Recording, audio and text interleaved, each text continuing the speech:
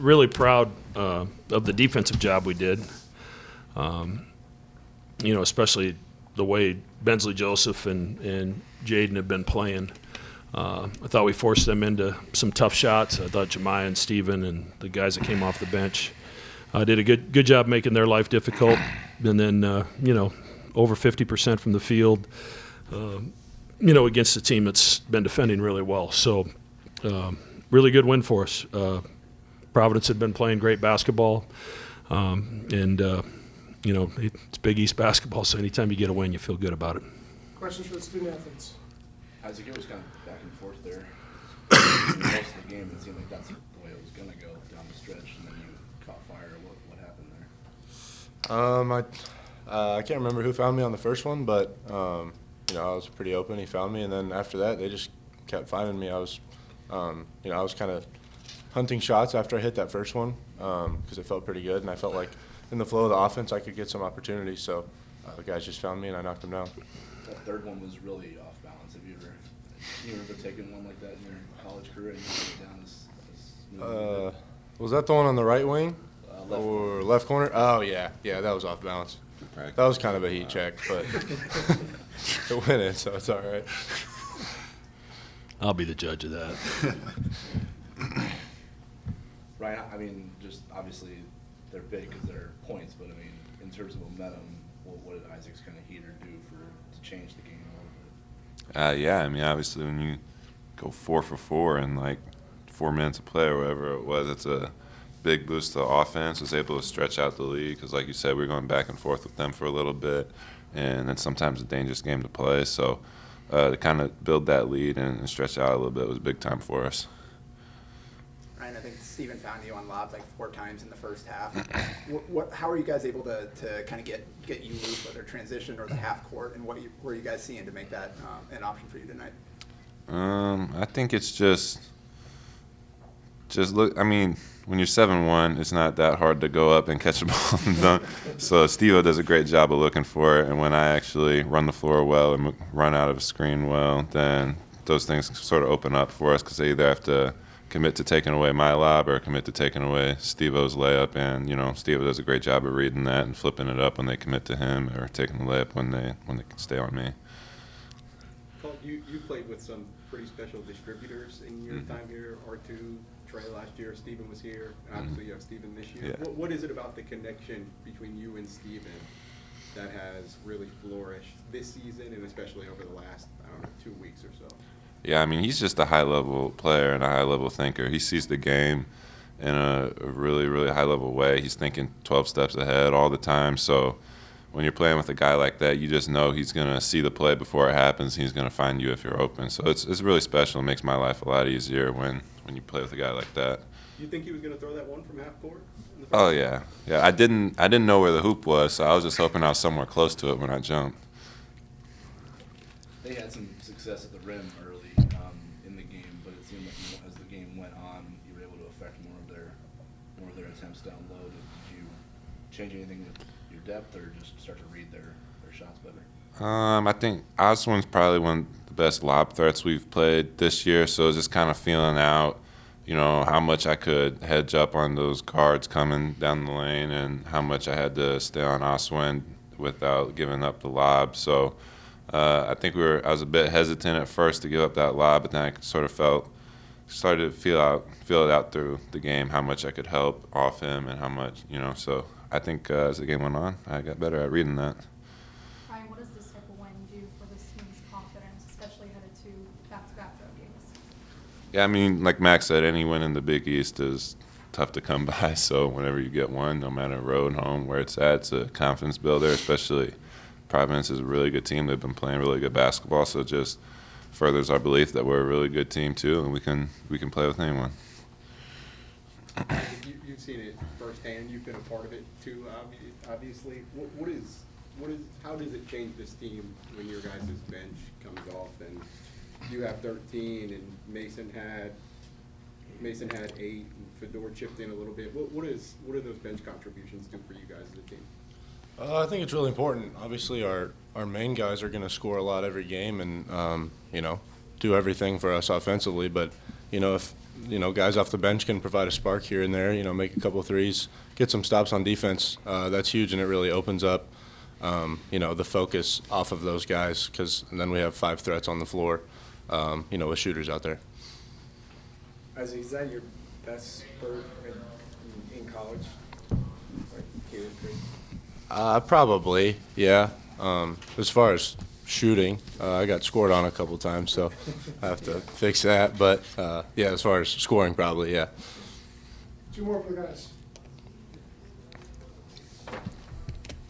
You guys have, Ryan, you guys have played some really close ones. That Villanova game went down to the wire, and the St. John's one. Marquette, you were right there at the end, and Butler, obviously. What did it mean to you guys to be able to breathe a bit tonight, to have a 20-point win? Yeah, it's a little less stressful. I think that's 1 less gray hair for Max, so that's always a win. But yeah, it's you learn a lot in those close games, but sometimes it's a little less stressful to be able to pull away at the end, and you also learn from that too, because you learn how to execute some things to not let the other team get back in the game. So I think it's still going to be a good learning experience for us. All right, thanks, guys. Thank you. Enjoy the day off. Good job. Sounds good.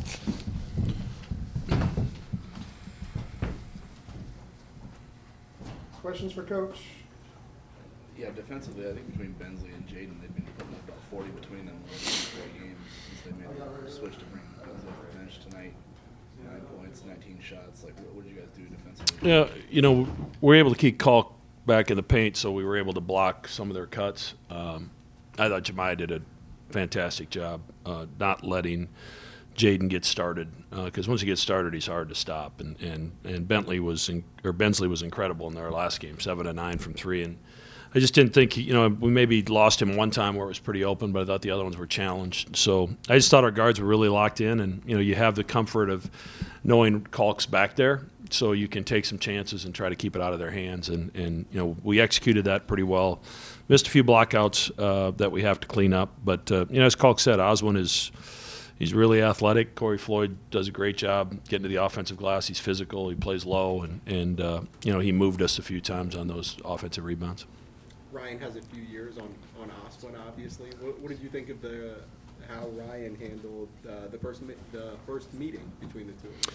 Yeah, I did. I wasn't happy with him early because I thought Oswin was having some things a little bit too easy, and Ryan, I didn't think went to the rim with a couple of his shots. And when you got a younger player, you need to be physical and you need to go at him and not let him kind of go at you. And but once he settled in, he was really good, and he's shooting that 3-point shot really well, and that just opens up so many things for us and creates space for everybody else. So he's having a heck of a year. Our fans need to enjoy it because it's been a pretty special run that we've been able to witness with him. They were kind of, face guarding those DHOs that you guys run a lot. I think Fedora and Steven started kind of back cutting them to get some advantage situations. Did you address that in a timeout, or is that just them? No, they've done that all year, so we knew it was coming. So we worked on it in practice and walked through today. So probably didn't do it as much as we needed to at times, but we operated in the middle of the floor with ball screens. That's kind of the best way to attack that pressure. And Steven's so good at getting to those mid ranges, and he knocks those shots down. And but it was a good mix. And we in transition, some good things happened. We were able to get some threes, and good to see Mason make a couple. He's doing a lot of other good things. He needed to see the ball go in. And if we're going to reach our ceiling, we need Mason to play at the level that he can. We need Fedor to kind of catch up. I told him, with 3 minutes left when he went in, this is a really important stretch for you. Go out there and play within our offense and, hunt some shots. So I think anytime that, he has some success, it's just going to help his confidence and get him a little bit more comfortable in what we're doing on both ends of the floor. Can you expand on how impactful not only Isaac but Mason was off the bench tonight? Yeah, it's huge. Jackson gets his 3rd foul early in the second half, and Isaac was ready. Those guys, they all do it.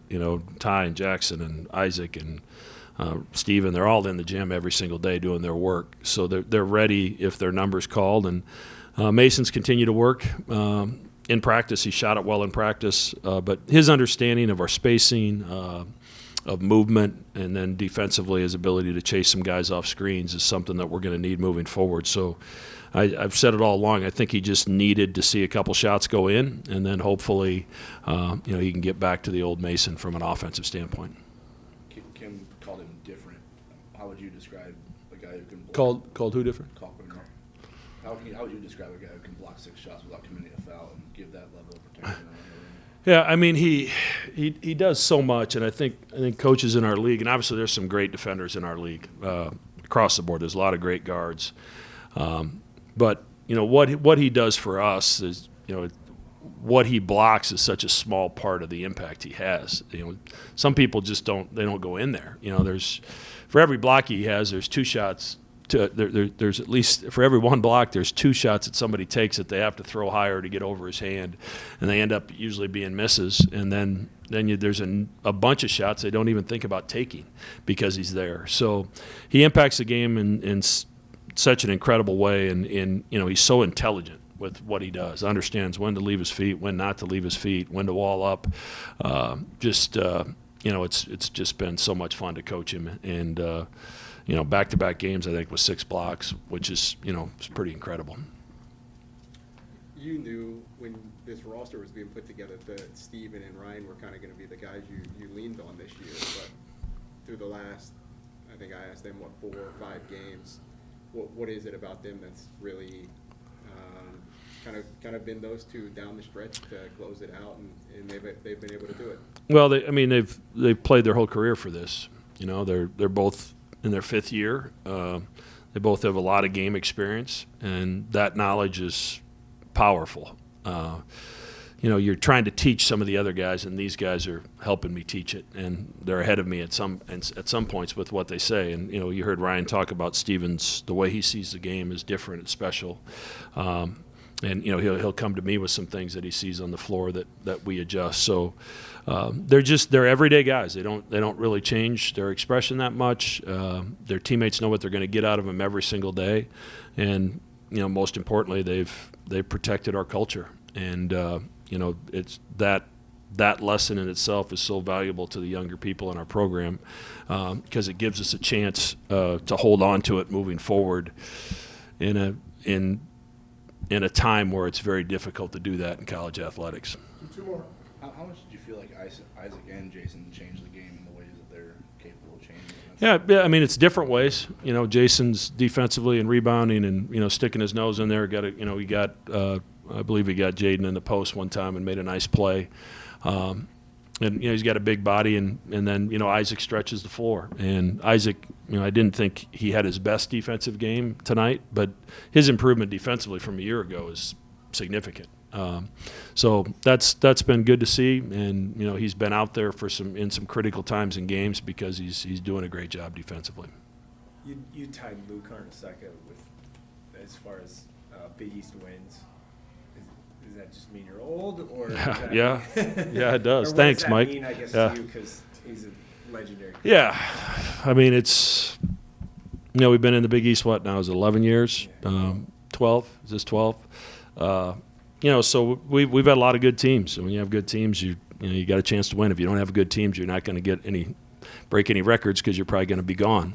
That's just the reality of the profession. So, but to have my name and his name in the same sentence doesn't, growing up watching Big East basketball back in the day, it doesn't seem like that should be accurate because he was one of the best of all time.